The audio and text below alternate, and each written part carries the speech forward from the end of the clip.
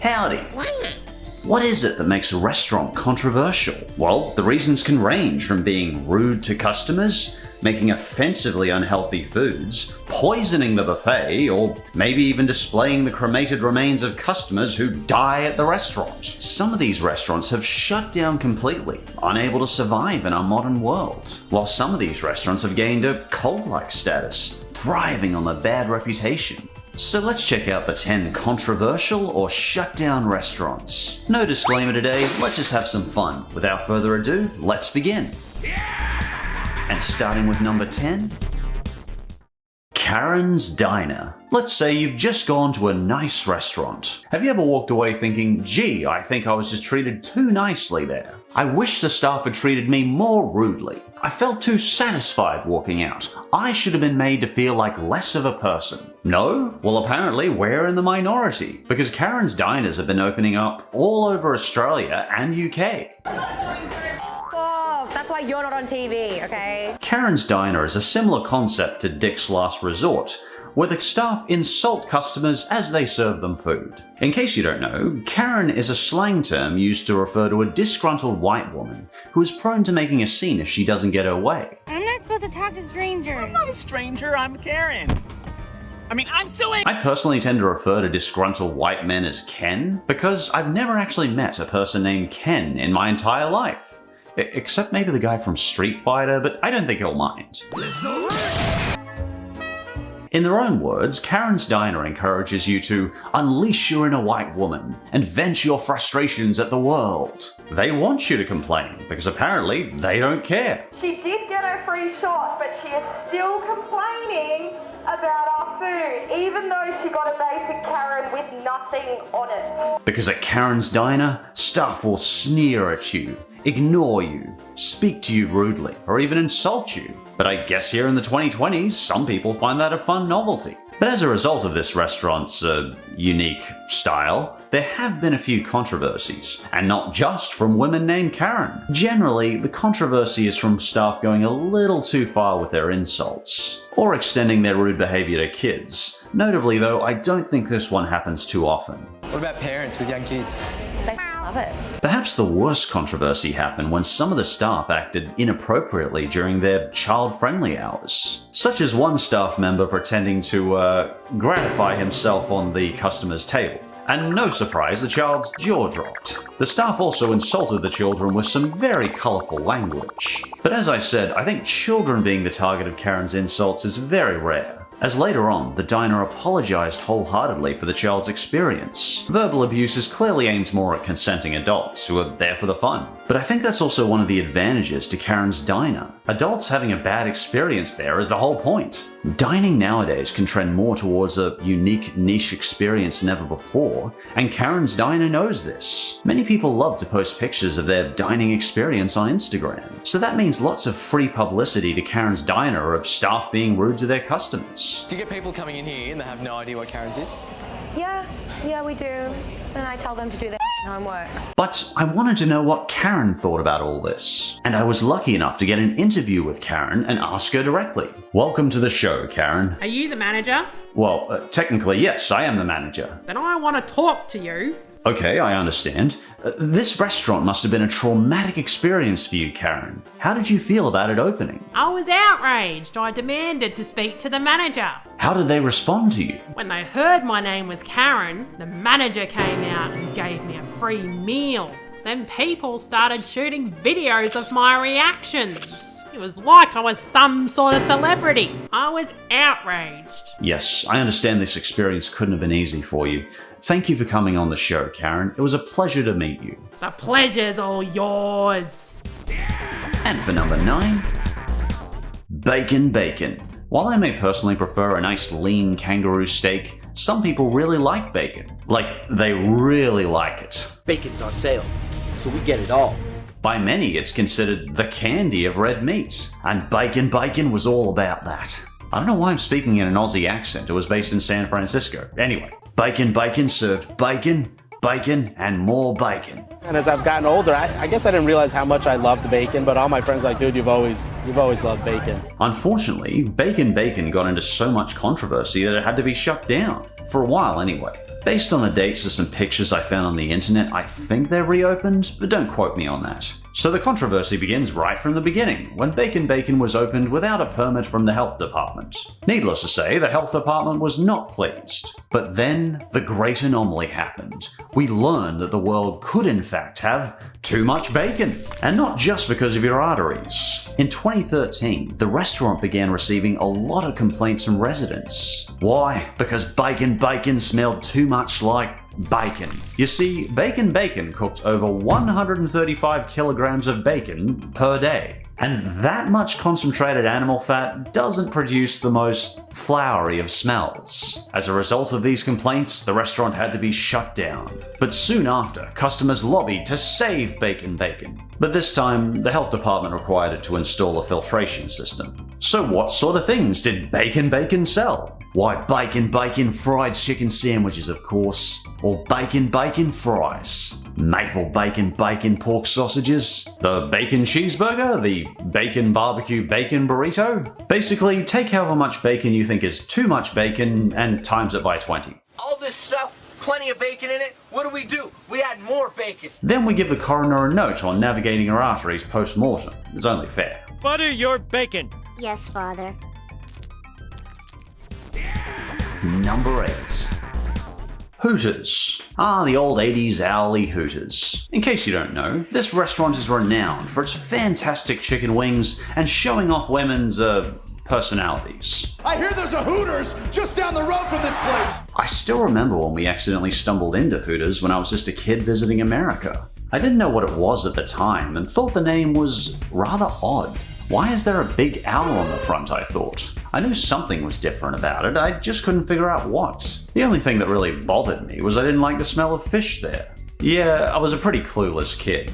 While it isn't personally my kind of restaurant, it's never really bothered me that people go to restaurants like this. There's nothing wrong with a little titillation, as long as they're treated respectfully. Unfortunately, female staff not being treated respectfully was one of the controversies of Hooters. More on that later.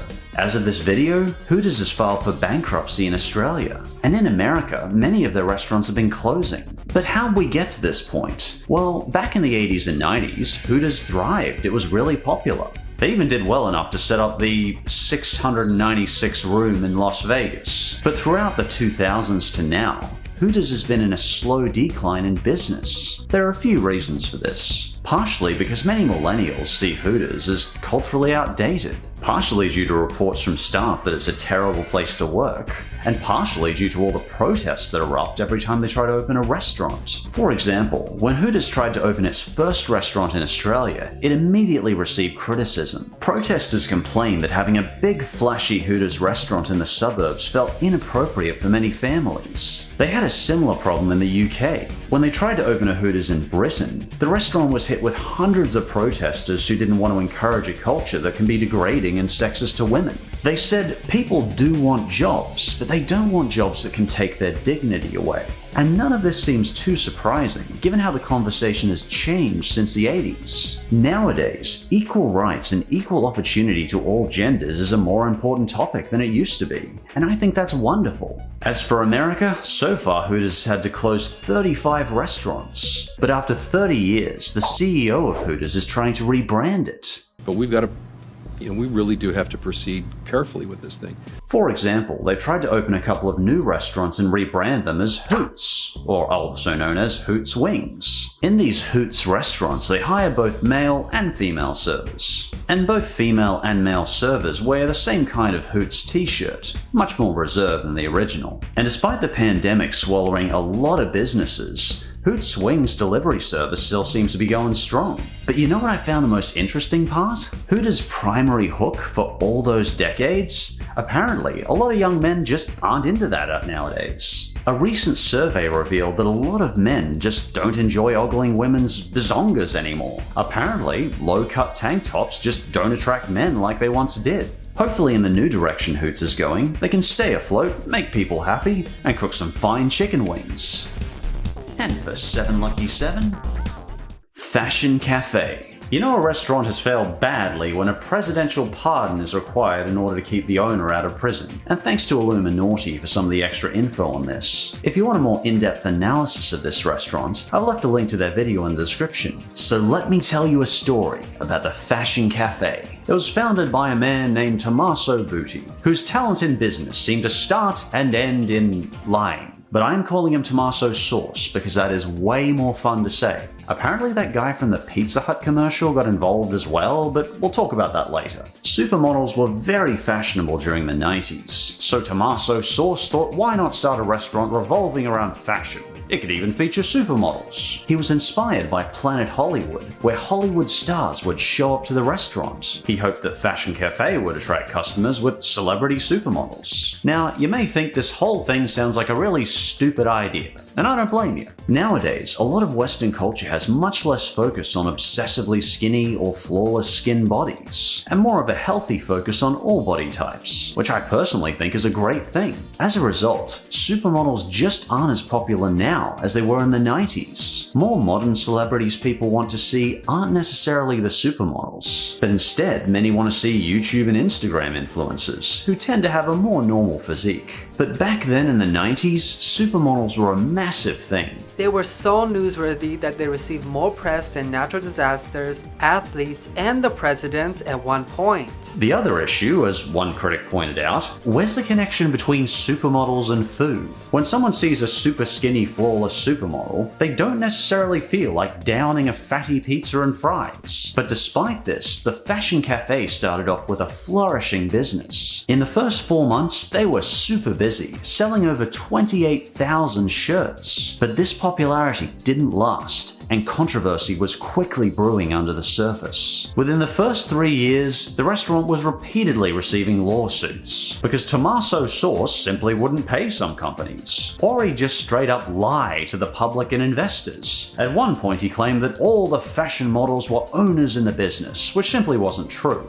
Then he sold 400% of the company to shareholders, promising equity that didn't actually exist. It's almost like he was trying to go to jail. Shockingly, this didn't work out well for him. Staff paychecks started bouncing, and suppliers refused to deliver because he wouldn't pay them. And, you know, paying your supplier is kind of important, particularly to the supplier, and customers were rapidly disappearing. By the late 90s, themed restaurants just weren't as popular as they used to be. Even Planet Hollywood was struggling, and at the time that was like a cultural icon. And while all this is going on, Tommaso, being the brilliant fellow he is, had been siphoning cash from the failing restaurant for his own lavish lifestyle. What could possibly go wrong? And then the lawsuits really started to come in. At first he was hit with $1 million lawsuit for siphoning cash, followed by a $14 million suit from some Italian corporate entities, because he'd been lying about Fashion Cafe's success and diverting company funds. And then there was the hundreds of thousands he owed in rent and back pay.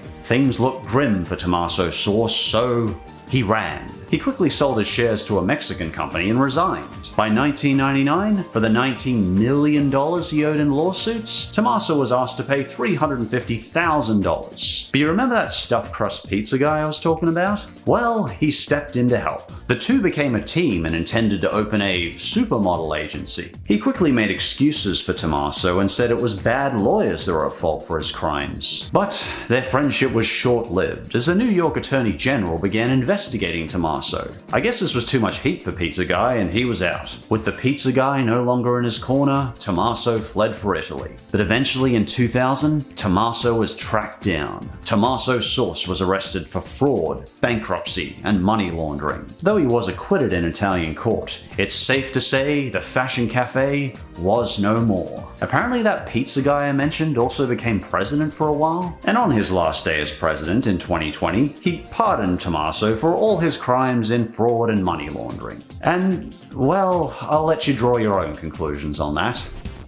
And we have at number 6, Amy's Baking Company. So I should mention in advance, this segment means no ill will to anyone who worked at the restaurant. While I have no respect for the owner's behavior towards their staff, I do believe they're very mentally unwell people. And while this doesn't excuse their past behavior, I don't believe internet harassment will help them get psychological help, or at least keep them out of the restaurant business. So yeah, I hope it's obvious I would never condone harassing someone on or off the internet. So what restaurant would cause me to make such a mood-killingly dour disclaimer? The restaurant has since shut down, but let's take a look how it got there. On the surface, this Scottsdale restaurant looked inoffensive enough, but Gordon Ramsay was called in to help improve the place, and he soon discovered it was a kitchen nightmare.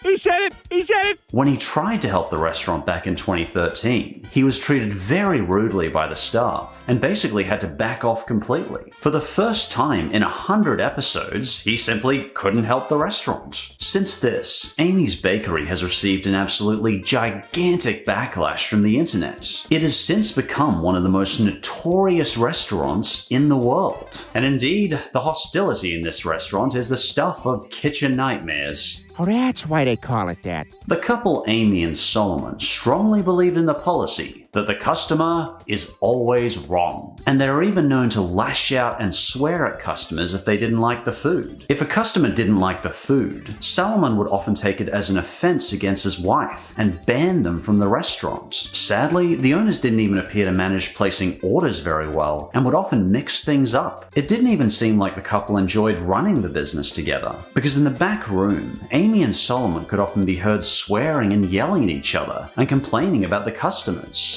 All this happened while customers endured terribly long wait times, as Amy would only cook one order at a time. Only Amy could ever cook in the restaurant because apparently the couple didn't trust anyone else to cook. But perhaps they were most notorious for taking all the tips from all their young staff. Jeepers, I don't believe mentally healthy people ever steal tips from their staff. I don't think even most struggling businesses would sink that low. It's hard to overstate just how massive a backlash this restaurant got. On social media, hundreds of thousands of people were either blogging or commenting on these strange people. They were a massive sensation. Even skits and cartoons were made on them. There were skits. And even cartoons. I have issues with customers that are online bullies. The Today Show was talking about them. Even that Phil guy was talking about them, who I'm not going to call Dr. Phil because he is not actually a doctor. He's not even a registered psychologist. Anyway, despite me personally disliking this guy, he did have some funny comments. I've eaten a lot of places, some nice, some not so nice, but I don't think I've ever had somebody come out and offer to whip my ass. As of this video, the couple has closed their restaurant, and due to some court disputes regarding immigration, they have left the USA. Hopefully in whatever career they choose next, they'll be able to find some calm, and hopefully actually enjoy what they're doing. Perhaps something less stressful than running a restaurant. Rockport Donuts. In my research on this video, I can't say I found many restaurants that are involved in human trafficking, but then I found Rockport Donuts, aka Donuts Dat Rock. This restaurant, hired a Cambodian woman named Sophie. They then forced her to work 112 hours per week for $75 a month for 3 years. She was basically put into slavery in order to pay off a debt she incurred when she was brought to the United States. If what Sophie Treadway said in her human trafficking lawsuit against Rockport Donuts is true, her tears are understandable. She said she was forced to work 112 hours a week there for just $75 a month. In law, this is also known as debt slavery. Debt slavery was originally outlawed by Congress in 1867. This was 2 years after they outlawed slavery. When the police discovered this, the federal courts ordered the owners of the shop to pay Sophie $1.7 million. And frankly, working 17,472 hours over 3 to 4 years for basically nothing, yeah, that's kind of understandable. Apparently though, the owner says the customer support has been huge and the business is still doing fine. But how does a small Texan shop afford $1.7 million? That's a lot of donuts. That's huge money. That's like half a house today. No, thanks, Boo. But as far as I could tell, the donut shop is still going strong. And from what I can see online, there seems to be little to no word of the whole human trafficking thing among customers. I guess most Texans are just cool with it and want their donuts? Hopefully I'm wrong on that. I noticed the one YouTube news video I could find only received a few hundred views, so maybe customers just haven't become aware of the whole human trafficking thing yet. But more importantly, I'm just glad the victims are okay. Number 4. Chuck E. Cheese. Chuck E. Cheese's is better than ever. Thank you, thank you, thank you. What a shame to see this place closing down. Its ball pits, arcades, and animatronic shows feel like a part of history nowadays. Without Chuck E. Cheese, we wouldn't have Five Nights at Freddy's. The door doesn't want to close. But since 2012, Chuck E. Cheese has been struggling with severely dwindling business, and the restaurants have been slowly closing all across America. Like Toys R Us, this place was once a delighted children's icon. But so much has changed in the world since Nolan Bushnell, the creator of Atari, first founded this place in 1977. Since then, the restaurant has filed for bankruptcy, been bought out, and run into many business struggles. Like many theme restaurants, Chuck E. Cheese just faded over the decades. Why though? Well, by the 2010s, arcades just weren't as big a thing among kids. In the Western world anyway, many arcades had been dying a slow death.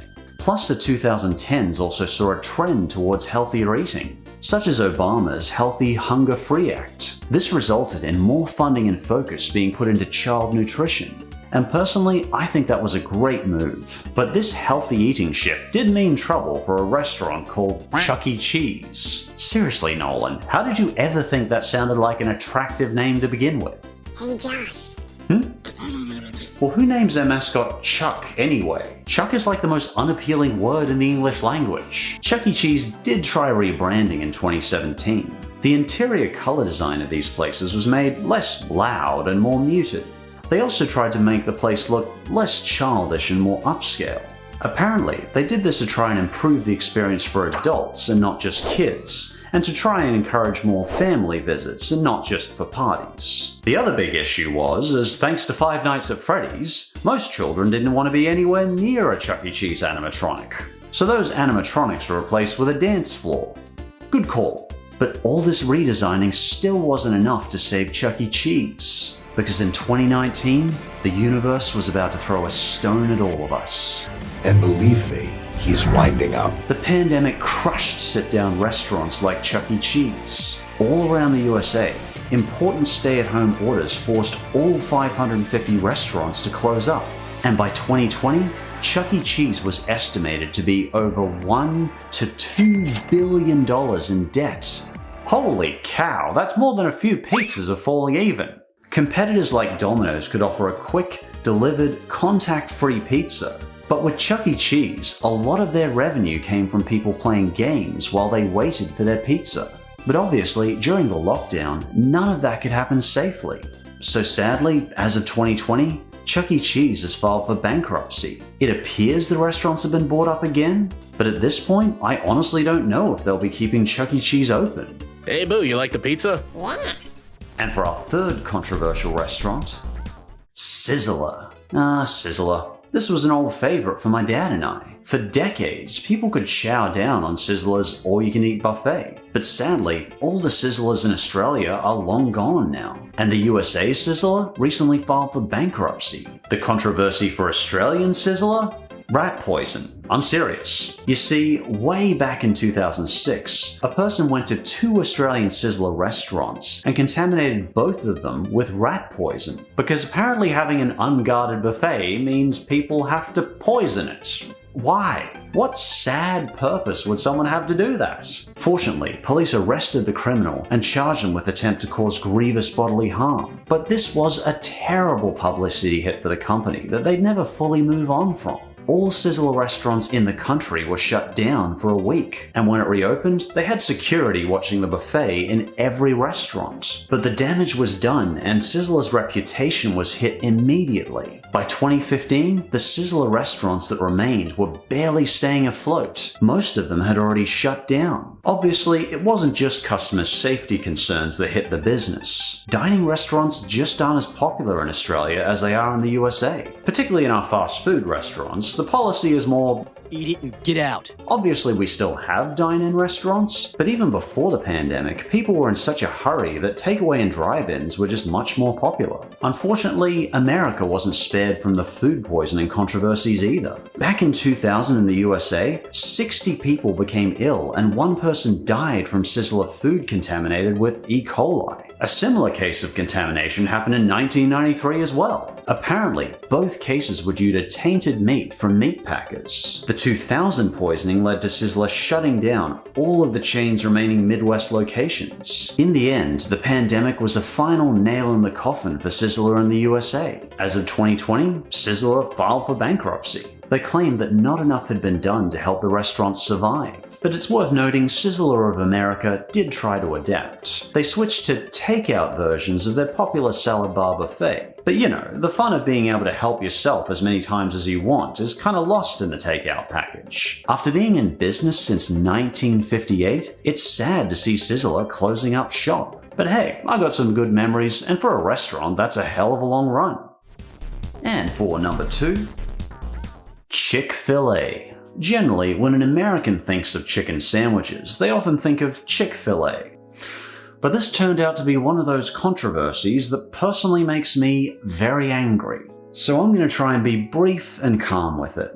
Basically, up until recently, Chick-fil-A has had Christian Baptist executives who have poured millions of dollars into funding anti-LGBTQ organizations, such as Exodus International, a revolting organization noted for supporting things like gay conversion therapy.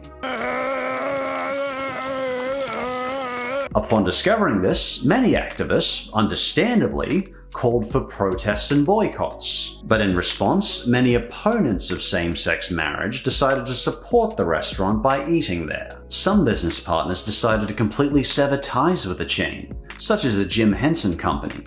Good on you, man. But sadly that year, the company's sales rose due to the counter-boycott from anti-LGBTQ organizations. Because what's a chicken sandwich without a little bigotry? But karma sort of hit the company. Despite the rise in sales, they did lose customers from people who wanted to treat the LGBTQ community with respect. Chick-fil-A's previous president, Dan Carthy, was a devout Baptist, and he cited even more controversy when he appeared on the Ken Coleman show and said, well, I think we're inviting God's judgment on our nation when we shake our fist at him and say, you know, we know better than you as to what constitutes a marriage. And I pray God's I pray God's mercy. Shut up! Shut up! I don't normally say this, but this guy is actively hurting people with his comments. So I can safely say, Dan Cathy, I think you are completely and utterly full of crap. Though in a 2019 interview, the new president Tim said the company would stop donating to anti-LGBTQ charities, instead choosing charities that focus on education, homelessness, and hunger. And frankly, those sound like far better causes than the festering excrement the restaurant was supporting before. Though personally, if I want a chicken sandwich, I think I'll just make it at home. And quite easily, the #1 most controversial restaurant is Heart Attack Grill. I just don't know where to begin with this one. My jaw dropped when I saw what this restaurant was doing. The Heart Attack Grill displays the cremated remains of customers who've died eating at the restaurant. Here's my friend Ailman. In the creator's own words, Heart Attack Grill is known as the bad boys of burger joints, and this restaurant definitely uses its bad reputation for marketing. Everything on the menu is intentionally designed to be as absolutely unhealthy as possible. For example, in 2012, KFC changed their oil from hydrogenated vegetable oil to canola oil. Canola oil doesn't contain trans fats, so this effectively removed trans fats from their menu. Which is good because trans fats are really bad news for your body. They're one of those very few ingredients I would encourage you to avoid as much as you can. But Heart Attack Grill? Pfft, they ain't got time for that. Bring on the trans fats. They make sure to have as many bad fats as possible and deep fry their food in pure lard. In fact, their octuple bypass burger stands at 20,000 calories. That's 80,000 kilojoules. I feel slightly nauseous even discussing this place with you. And of course, they smother their food in plenty of cheese. And because they were just too healthy before, they also sell unfiltered cigarettes. They even have candy cigarettes for the kids, because I guess they just thought Hitler and Putin were just too nice people. And if someone's over 350 pounds or 158 kilograms, they eat free. It's almost like they want to kill their customers, because people dying from their food only boosts their revolting reputation. Death is great for business at the Heart Attack Grill. In fact, one of their customers did die from a heart attack eating at their restaurant, and his cremated remains were displayed at the Heart Attack Grill. I don't know what to say. In fact, several deaths are linked to the Heart Attack Grill. In 2013, the original Heart Attack Grill spokesperson John Ailman ended up dying from a heart attack. He died of his heart attack right in front of the restaurant. But probably what shook me most in all this is how the owner puts it. We're selling a legal but lethal commodity. All of the stuff in the Heart Attack Grill is completely legal to sell, and they're doing amazing business. A business like this is literally killing people legally, and Americans are paying them to do it. And while I'm sure it's a minority, I hope you would never personally hate yourself enough to eat at this restaurant. And if by some chance you are, please, by all that's secular, do not eat here. Life can be more than a momentary rush of euphoria from eating a horrendously unhealthy food that's over 3,000 calories. So yeah, personally, I think this is the most controversial restaurant in the world. They'll say it's grotesque. They'll say how they will. And with that, we've completed our journey through the world of restaurant controversies. There was a lot of controversies I had to leave off the list to avoid the video being like an hour long, so feel free to mention in the comments below if you think I missed a good one. Please take care of yourself and each other. And as always, thanks for watching, and I'll see you next time. Bye bye.